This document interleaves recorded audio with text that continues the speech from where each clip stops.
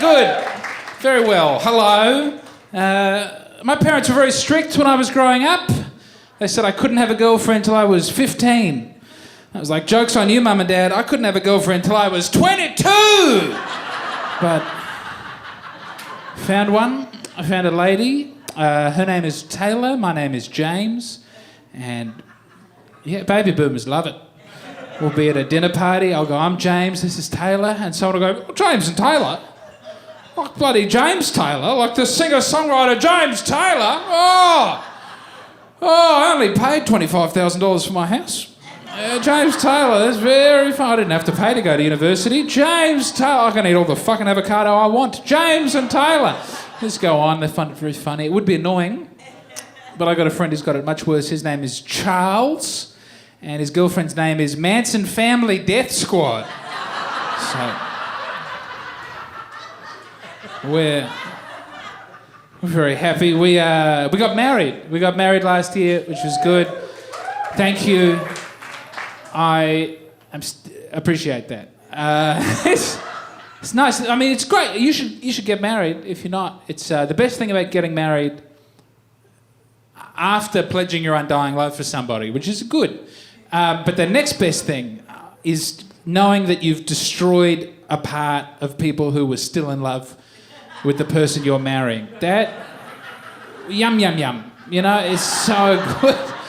Oh, it's like, I didn't know how good that would feel, but just the night before we got married, my wife, who's a Kiwi, she got a text from an old boyfriend back in New Zealand begging her not to marry me. It was long, it was, I'll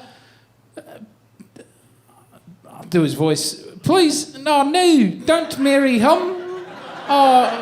Please, Taylor, don't. I'll bug you. Please, you're perfect. I don't want you to be with this man. I'll come back to Dunedin, where it's cold. And I love you. And then it just rambled. You're perfect. You're so perfect. I miss you so much. And she showed this to me and she said, what should I do? And I thought, fuck, you should leave me. I am never going to love you the way that man loves you. You're so far from perfect. She's great. She's really good, but when she has a cold and she's in the shower, she makes a noise like... and you just can't be a 10 if that's in the repertoire. But she's pregnant now, which is very nice. Thank you. It's the magic of childbirth, you know? I'm just slowly watching her body turn into mine. And it's great. It's great. We're quite young. I feel like we're ready to have kids. I don't think anyone else does, is my feeling. Certainly none of the doctors we've gone to see to check up on the state. She has been offered about 10 abortions. We don't want any of them, but they just keep offering, you know? All these feminists say, oh, it was very hard to have access to abortion in Australia. Not my experience, personally. Beating abortions off with a stick, we are. We'll go in and meet a doctor, and they'll say, oh, and did you want this? But they don't just come out and say, please have an abortion. It's long. Were you happy to be pregnant? Did you want us to send you to an antenatal class or an anti-natal class? Which one?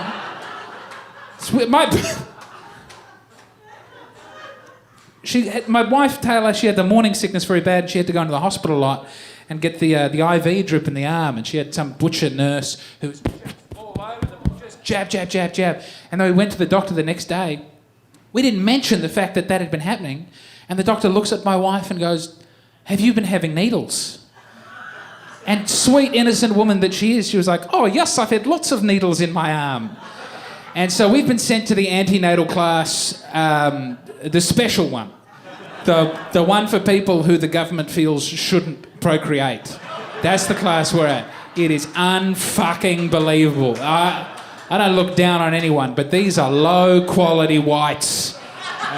You know, if these whites were in a Dan Murphy's, they'd be in a big bucket with $6 written above it. They are... One lady... We had a big speech. A man came in and gave us all a speech about what to do when you're raising your child. And he was like, just be the parent you want to be. Don't listen to anybody else. You be your parent. And one girl goes, yeah, like fucking... And I'm being kind with her accent, if anything here. Goes, yeah, my mum said, you got to watch your fucking staffy when you have a baby. And I said, fuck off, mum. I'll risk it. It's my baby. If my dog wants to be near my baby... And the people in the class are like, oh, we legally can't tell you what to do because of the... But please don't do that. It's weird that my wife is in love with the baby, even though she hasn't had it yet. She's in love with this thing that we haven't even met. The other day, she said, oh, when I drink juice, she kicks me. I love her so much. That's all we know about the baby. Those are the only two pieces of information about its personality. When you have juice, she kicks you. And that qualifies for love.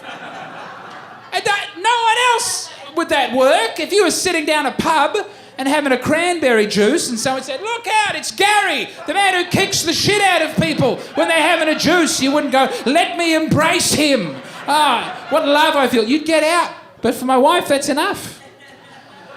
I don't know, maybe that's just a weird thing about her. All this time I've been wasting money on chocolates and theatre tickets. I should have got her a grapefruit and a roundhouse to the chest. That's the way to get her to love me.